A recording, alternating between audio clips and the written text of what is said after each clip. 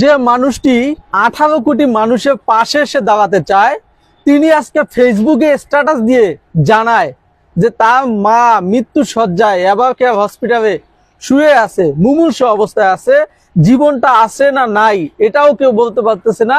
সেই মায়ের পাশেই দাঁড়াইতে পারবে না।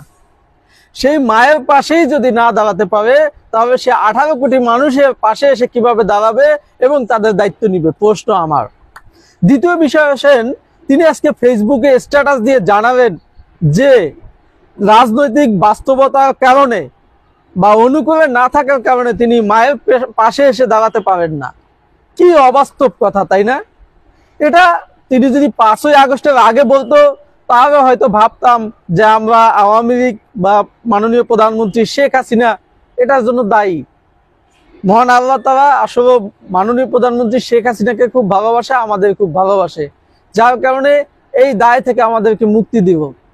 আর দ্বিতীয় বিষয় হচ্ছে যে 5ই আগস্টের পরে এই বিএনপি সারা বাংলাদেশের মাঠ প্রশাসন এবং প্রশাসন ব্যবহার করতেছে এবং মাঠে তারা দখলে আছে। আজকে তার কিসের ভয়? তার রাজনৈতিক কি অনুকূল হলে তিনি বাংলাদেশে আসবেন সেটা তিনি পরিষ্কার করেন নাই। যাই হোক, একটা মা তার মৃত্যু শয্যায় আজকে তার কোনো সন্তানকে পাচ্ছেন না। এর থেকে বড় হতভাগা মা পৃথিবীতে আছে কিনা আপনারাই জানাবেন। ধন্যবাদ সকলকে।